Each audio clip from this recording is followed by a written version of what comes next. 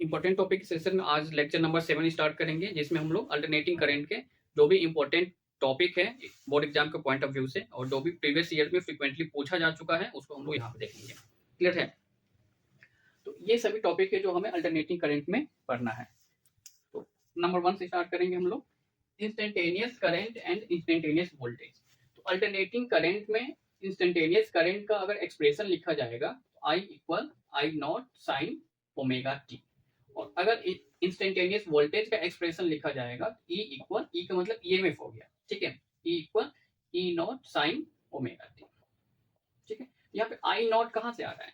आई naught equal E naught divided R, यानी कि current कैसे मिलेगा? जब वोल्टेज को रेसिस्टेंस से डिवाइड करेंगे देन मिल जाएगा। तो बेसिक चीज यहाँ पे ये है, इंस्टेंटेनियस करंट का एक्सप्रेशन ये हो जाएगा और इंस्टेंटेनियस ईएमएफ का एक्सप्रेशन ये हो जाएगा। तो कई बार आपको 1 मार्क में ऐसे पूछा जाता है, right the expression of instantaneous EMF या फिर right the expression for instantaneous current. तो जब भी अगर इंस्टेंटेनियस करंट का एक्सप्रेशन लिखने के लिए आता है देन आपको आई नॉट का वैल्यू फाइंड करना है, ओमेगा का वैल्यू फाइंड करना है। अगर इंस्टेंटेनियस ईएमएफ का एक्सप्रेशन लिखने के लिए आ रहा है देन ई नॉट और ओमेगा का वैल्यू फाइंड करना है और इसमें पुट करना है। Suppose after calculation I not का वैल्यू 5 आ गया और ओमेगा का वैल्यू 314 आ गया, ठीक है। तो इंस्टेंटेनियस करंट का एक्सप्रेशन क्या हो जाएगा? 5 साइन 314 टी, ये एक्सप्रेशन हो गया, ठीक है। जस्ट 1 मार्क में इस टाइप का क्वेश्चन आ सकता है, नोट कीजिए इसको।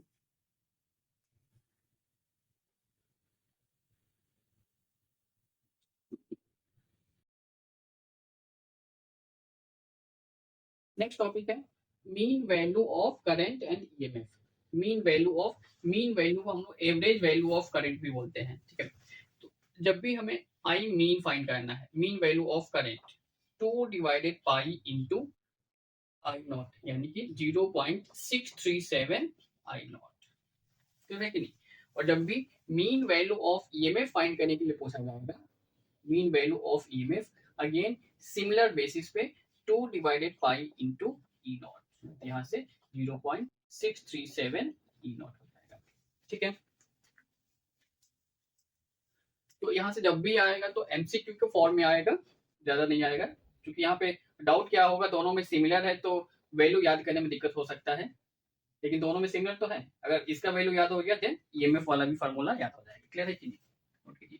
और इसके अलावा आरएमएस वैल्यू भी पूछा जाता है, ठीक है, आरएमएस वैल्यू। तो RMS value of current equal 1 divided root 2 I naught, यानी कि 0.707 आई नॉट, ठीक है। और अगर आरएमएस वैल्यू ऑफ ईएमएफ पूछा जाएगा तो E RMS equal 1 divided root 2 E naught equal 0.707 E naught, clear है कि नहीं? तो इसका मतलब क्या हो गया? I naught divided root 2, maximum current को रूट 2 से डिवाइड करेंगे, आरएमएस वैल्यू ऑफ करंट मिलेगा, और मैक्सिमम ईएमएफ को रूट 2 से डिवाइड करेंगे, RMS value of EMF. Not क्या है? ये नॉट है, आई नॉट लिखा जा रहा है, अभी जो हमने फार्मूला लिखा था I equal I naught sine omega T. तो आई नॉट क्या है यहाँ पे? I naught maximum value of current, जिसको पीक वैल्यू ऑफ करंट भी बोलते हैं। टर्म याद रखना है, क्योंकि अगर न्यूमेरिकल आएगा तो टर्म भी तो लिखना है। जैसे मान लीजिए पीक वैल्यू ऑफ करंट दिया गया है, पीक वैल्यू आपको पता ही नहीं है, कैसे मिलेगा? तो यहाँ पे आई नॉट क्या है? मैक्सिमम वैल्यू ऑफ करंट या फिर peak value of current, clear है कि नहीं? इसको तो यहाँ पे ये दोनों फार्मूला आपको याद रखना है, मीन वैल्यू या फिर average value of current, average value of EMF, RMS value of current और आरएमएस वैल्यू ऑफ, ठीक है, नोट कीजिए इसको।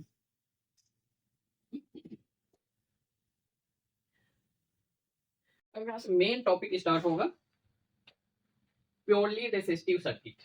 4 नंबर, प्योरली रेसिस्टिव सर्किट। तो प्योरली रेसिस्टिव सर्किट में क्या होगा? एक ऐसा सर्किट जिसमें केवल रेसिस्टेंस होगा, जिसको एक अल्टरनेटिंग सोर्स से कनेक्टेड होगा। EMF equal E naught sine omega T, ठीक है। ई नॉट का मतलब मैक्सिमम ईएमएफ, और करंट का एक्सप्रेशन क्या होगा?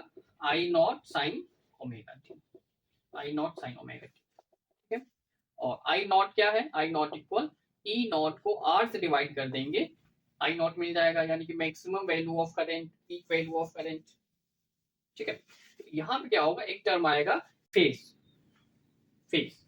तो इन दिस केस यानी कि purely resistive circuit, purely resistive circuit का मतलब सर्किट में केवल रेसिस्टेंस है, रेसिस्टर है। In this case current and EMF are in same phase. Same phase का मतलब फाई का वैल्यू 0 होगा, 0 डिग्री, ठीक, फाई का वैल्यू 0 डिग्री होगा। और ध्यान रखना है, जब भी रेसिस्टेंस का केस होगा, प्योरली रेसिस्टिव सर्किट होगा, देन मैक्सिमम पावर डिसिपेटेड होगा, मैक्सिमम पावर डिसिपेटेड। अभी आगे हम लोग देखेंगे, अगर प्योरली कैपेसिटिव है यानी सर्किट में केवल कैपेसिटर या फिर प्योरली इंडक्टिव, उस केस में पावर लॉस नहीं होता है। पावर लॉस केवल रेसिस्टिव सर्किट में होता है। एमसीक्यू के फॉर्म में बोर्ड एग्जाम में आ चुका है यहाँ पे, ठीक है।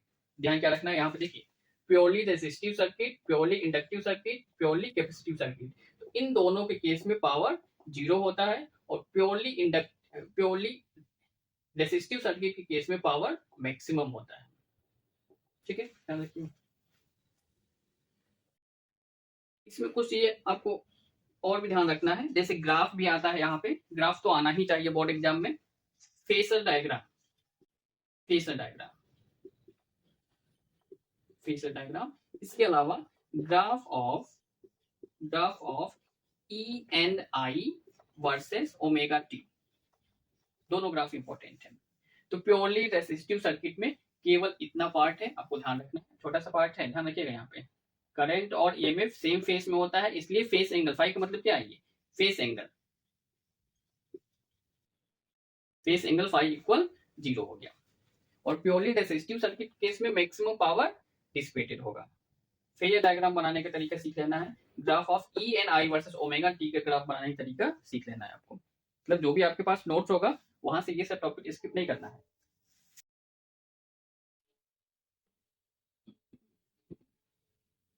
Next, purely inductive circuit, purely inductive circuit. तो प्योरली इंडक्टिव सर्किट में क्या होगा, सर्किट में केवल इंडक्टर होगा, एक अल्टरनेटिंग सोर्स से कनेक्टेड होगा, इंडक्टर का सिंबल एल हो गया।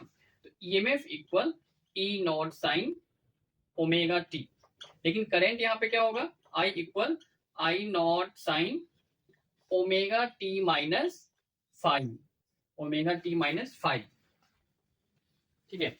और अभी आगे हम लोग देखेंगे फाई का वैल्यू आता है, यानी कि I naught sine omega T minus 5/2, 5π/2 होगा यहाँ पे, ठीक है। तो यहाँ पर रेसिस्टेंस तो नहीं है, लेकिन जो रेसिस्टेंस का काम है करंट को अपोज करना, यहाँ पे इंडक्टर रेसिस्टेंस का काम करता है, ठीक है। तो रेसिस्टेंस के केस में क्या हमने देखा है, I naught equal E naught divided R, लेकिन यहाँ पे रेसिस्टेंस नहीं है, तो यहाँ पे आई नॉट क्या होगा, I naught equal E naught divided X L, और एक्स एल क्या है, X L equal inductive reactance.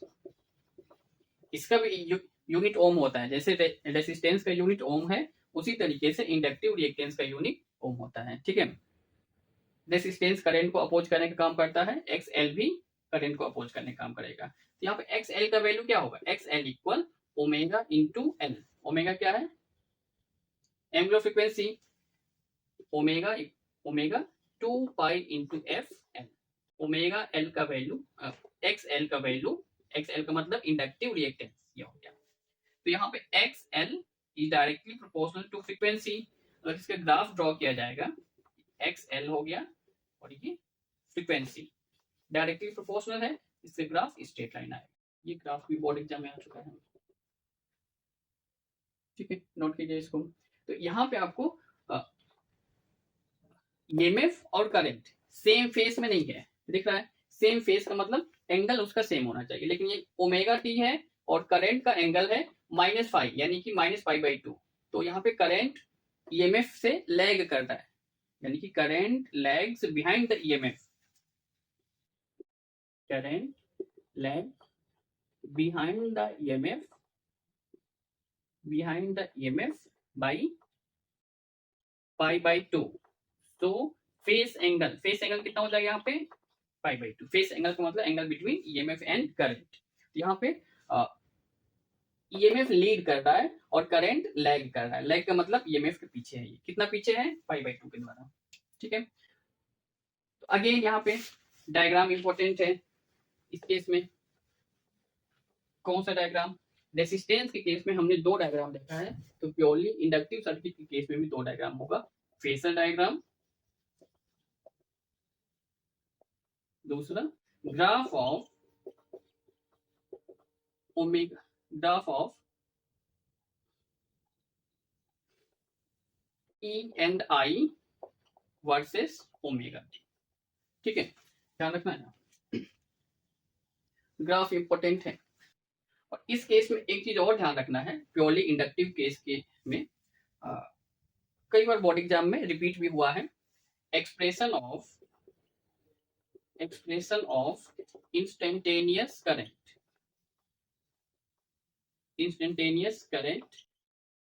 इन प्योरली इंडक्टिव सर्किट, अगर प्योरली इंडक्टिव सर्किट है इस केस में इंस्टेंटेनियस करंट का एक्सप्रेशन बनाइए। डेरिवेशन टाइप का हो जाएगा ये, इसको ही मार्क करना है।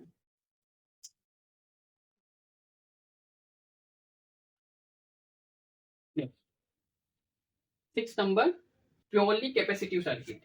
प्योरली कैपेसिटिव सर्किट यानी कि सर्किट में केवल कैपेसिटर रहेगा और इसको अल्टरनेटिंग करंट से, अल्टरनेटिंग सोर्स से कनेक्टेड है।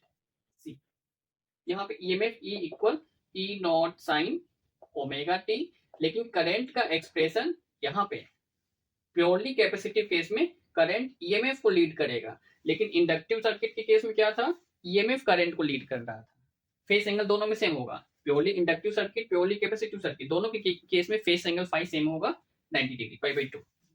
आई equal E naught sine omega T plus five,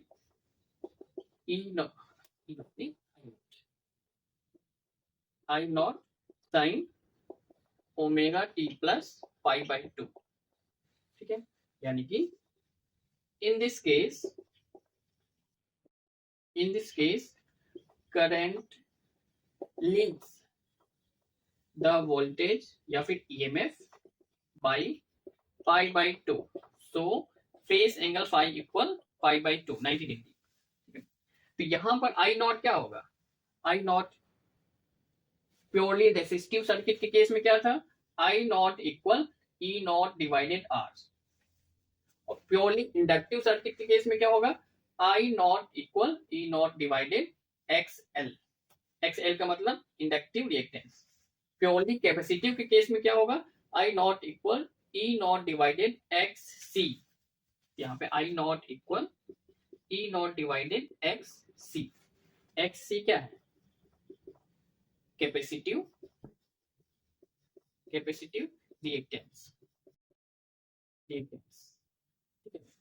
x सी का वैल्यू कितना होगा, 1 डिवाइडेड ओमेगा इंटू सी, 1 डिवाइडेड 2πfc। ओमेगा का वैल्यू 2πf होता है ना, ओमेगा 2π इंटू फ्रीक्वेंसी। तो यहाँ पर x c inversely proportional to frequency, इसका ग्राफ ड्रॉ किया जाएगा। तो एक्स सी वाई एक्सिस पर, फ्रीक्वेंसी एक्स एक्सिस पर, इनवर्सली प्रोपोर्शनल है इसलिए इसका ग्राफ ऐसे बन जाएगा। ये भी बोर्ड एग्जाम में आ चुका है, नोट कीजिए इसको।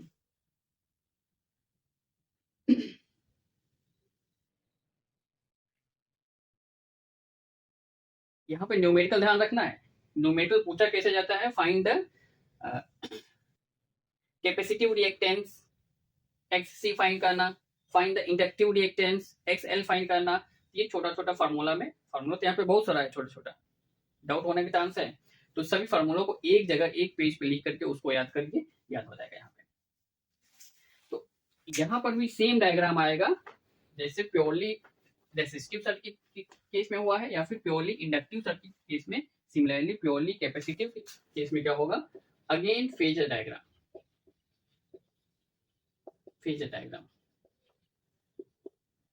Graph of e and i versus omega T. सभी ग्राफ वाला पार्ट इंपॉर्टेंट है यहाँ पे, नोट कीजिए इसको।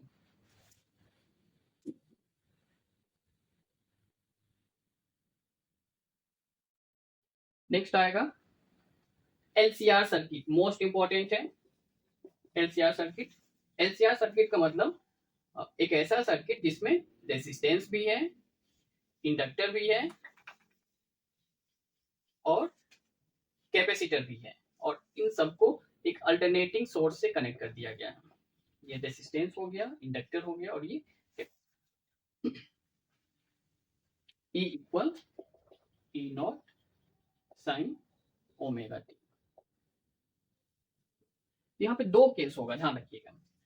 अगर XL ग्रेटर देन XC होगा, इस केस में इंस्टेंटेनियस करंट क्या होगा, या फिर XC ग्रेटर देन XL होगा C, और ये देन इंस्टेंटेनियस करंट। हमने प्योरली इंडक्टिव केस में क्या देखा है, प्योरली इंडक्टिव केस में ईएमएफ लीड कर रहा था, और प्योरली कैपेसिटिव केस में करंट लीड कर रहा है। तो अगर inductive reactance is greater than capacitive reactance है, देन इंस्टेंटेनियस करंट यानी कि I equal I not sine omega T minus five. अगर कैपेसिटिव रिएक्टेंस इंडक्टिव रिएक्टेंस से ज्यादा है, I equal I not sine omega T plus five, और five यहाँ पे क्या है, फेस एंगल। ठीक है, यहाँ पे एक नया टर्म आएगा इम्पीडेंस, इम्पीडेंस जेड, जिसका वैल्यू होगा r square plus x l minus x c whole square. यहां से न्यूमेरिकल आता है। ठीक है, और इस केस में अगेन फेजर डायग्राम और graph of e and i versus omega T. तो इन दोनों ग्राफ का दो केस है, लेकिन हमें वही केस पढ़ना है जो एनसीईआरटी में दिया गया है। ठीक है, तो इसका ग्राफ वही पढ़ना है जो एनसीईआरटी में आपके पास है। ठीक है, इसको मार्क कीजिए।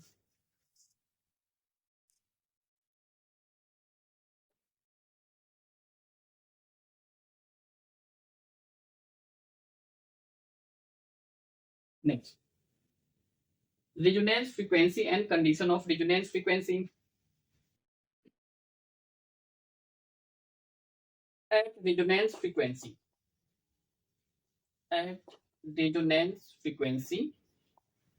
XL इक्वल XC, यानी कि inductive reactance is equal to capacitive reactance. XL क्या है, omega into L equal XC 1 divided omega C। Cross multiply करेंगे, omega square equal 1 divided LC, omega equal 1 divided root LC। तो यहां से जो omega मिल रहा है, ओमेगा क्या है, ओमेगा रेजोनेंस फ्रीक्वेंसी नहीं है, ओमेगा यहाँ पे angular resonance frequency, angular resonant frequency. ठीक है, और ओमेगा क्या होता है, 2 पाई एफ आर यहाँ पे लिखेंगे, क्योंकि यहाँ पे एफ आर ही रेजोनेंस फ्रीक्वेंसी होगा, 1 divided root LC। F r equal 1 divided 2 pi root LC। तो यहां से जो एफ आर मिल रहा है, एफ आर ये रेजोनेंस फ्रीक्वेंसी है, रेजोनेंस फ्रीक्वेंसी है। तो कंडीशन ऑफ रेजोनेंस फ्रीक्वेंसी क्या होगा, XL इक्वल XC, यानी कि अगर ये दोनों इक्वल हो गया, मतलब रेजोनेंस कंडीशन का, रेजोनेंस फ्रीक्वेंसी वाला कंडीशन मिल गया हमें। ठीक है, नोट कीजिए इसको। जब रेजोनेंस कंडीशन होगा, यानी कि XL इक्वल XC हो जाएगा at resonance condition. Resonance condition हमने क्या देखा, XL इक्वल XC। तो LCR सर्किट में impedance equal root over r square plus XL minus XC whole square. ठीक है, तो रेजोनेंस कंडीशन पे XL इक्वल XC है, मतलब ये वाला वैल्यू 0 हो जाएगा, root over r square equal r. In this case LCR circuit is purely resistive circuit। जब प्योरली रेसिस्टिव सर्किट होगा, पावर मैक्सिमम डिसिपेटेड होगा और फेज एंगल 0 हो जाएगा। एलसीआर सर्किट है ये, ठीक है, सर्किट तो एलसीआर सर्किट है, लेकिन अगर रेजोनेंस कंडीशन होगा ये दोनों इक्वल हो जाएगा और इम्पीडेंस आर के इक्वल आ जाएगा। यानी कि जब इम्पीडेंस आर के इक्वल आ जाएगा तो इसको हम प्योरली रेसिस्टिव सर्किट, और जब प्योरली रेसिस्टिव सर्किट होगा पावर मैक्सिमम डिसिपेटेड होगा और फेज एंगल 0 हो जाएगा यहाँ पे, ठीक है, इसको नोट कीजिए।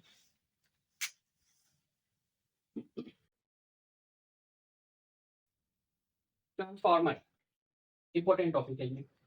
ट्रांसफार्मर, तो ट्रांसफार्मर दो टाइप का होगा यहाँ पे, ध्यान दीजिए।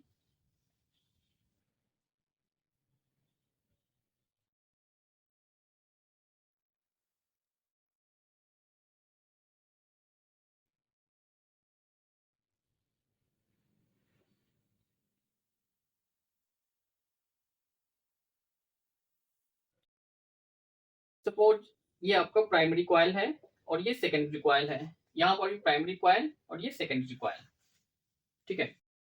सपोज प्राइमरी कॉइल में नंबर ऑफ टर्न्स N1 है और सेकेंडरी कॉइल में नंबर ऑफ टर्न्स N2 है। यहाँ पर भी प्राइमरी कॉइल में number of turns N1, secondary में नंबर ऑफ टर्न्स N2। तो यहाँ पे क्या दिख रहा है, सेकेंडरी कॉइल में नंबर ऑफ टर्न ज्यादा है और प्राइमरी कॉइल में नंबर ऑफ टर्न कम है। अगर N1 लेस देन N2 होगा, यानी कि सेकेंडरी कॉइल में नंबर ऑफ टर्न ज्यादा होगा, इसको हम स्टेप अप ट्रांसफार्मर बोलते हैं। स्टेप अप ट्रांसफार्मर यानी कि हमें लेस वोल्टेज इनपुट दिया जाएगा, आउटपुट में हाई वोल्टेज मिल जाएगा। स्टेप अप ट्रांसफार्मर क्या है, अगर इनपुट लो वोल्टेज होगा, आउटपुट हाई वोल्टेज हमें मिल जाएगा, ठीक है। और यहाँ पे क्या दिख रहा है, प्राइमरी कॉइल में नंबर ऑफ टर्न ज्यादा है और सेकेंडरी कॉइल में नंबर ऑफ टर्न कम है। If N1 is greater than N2, N1 is greater than N2, then इस केस में स्टेप डाउन ट्रांसफार्मर बोलते हैं। Step down transformer, step down transformer में क्या होगा, इनपुट तो हाई वोल्टेज होगा लेकिन आउटपुट में हमें लो वोल्टेज मिलेगा, ठीक है। इनपुट हाई वोल्टेज होगा और आउटपुट में हमें लो वोल्टेज मिलेगा। क्लियर हो रहा है यहाँ पे, ठीक है। तो यहाँ पे ध्यान दीजिए,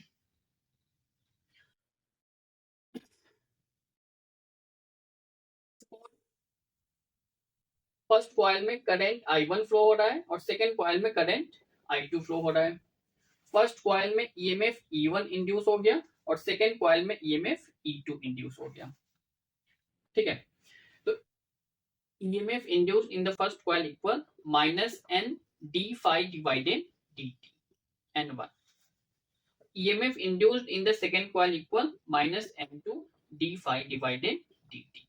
जब दोनों इक्वेशन को डिवाइड करेंगे तो क्या मिलेगा, E1 divided E2 equal d phi divided dt, दोनों कट हो जाएगा, माइनस माइनस कट हो जाएगा, N1 डिवाइडेड N2। इसको याद रखिए, ठीक है। और यहाँ पे जो भी ट्रांसफार्मर हम लोग कंसीडर कर रहे हैं आइडियल ट्रांसफार्मर है। आइडियल ट्रांसफार्मर मतलब input power is equal to output power. For ideal transformer input power equal output power. तो पावर का फॉर्मूला क्या होता है, potential into current. Input power E1 into I1 और output power E2 into I2। यहाँ पे E1 divided E2 equal I2 divided I1। Suppose ये equation number 1 और ये इक्वेशन नंबर 2। तो इक्वेशन नंबर 1 और 2 से क्या मिला हमें, फ्रॉम इक्वेशन 1 एंड 2 में क्या मिला, E1 divided E2 equal N1 divided N2 equal, अब यहाँ पे I1 नहीं होगा, I2 ऊपर आ गया, I2 डिवाइडेड I1। इसको मार्क कीजिए यहाँ पे।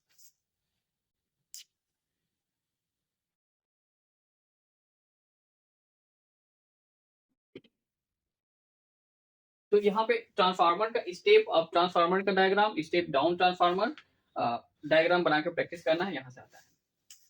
नेक्स्ट टॉपिक है expression for average power dissipated in the LCR circuit, obtain the expression for the resonant frequency. ये दोनों क्वेश्चन 2024 में आया हुआ है, डेरिवेशन है, प्रैक्टिस कर लेना है इसका।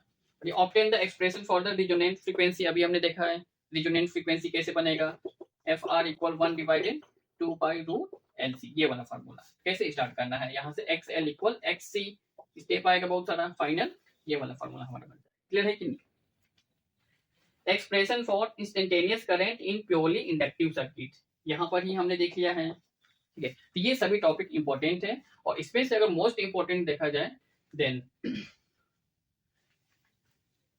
इसका बेसिक अंडरस्टैंडिंग होना चाहिए, इन सब का बेसिक अंडरस्टैंडिंग, थ्योरेटिकल अंडरस्टैंडिंग, और छोटा छोटा फॉर्मूला है उसके बेसिस पे आपको उसका यूज करना आना चाहिए। LCR सर्किट इंपॉर्टेंट हो गया, रेजोनेंस फ्रीक्वेंसी और कंडीशन इंपॉर्टेंट हो गया, ट्रांसफर इंपॉर्टेंट हो गया, और ये जो पावर पूछा जा रहा है average power in LCR circuit, ये भी इंपॉर्टेंट है। ठीक है, ये सभी इंपॉर्टेंट यहाँ पे लगता है। क्लियर है कि नहीं? सभी इंपॉर्टेंट है, इन सबको स्किप नहीं करना है।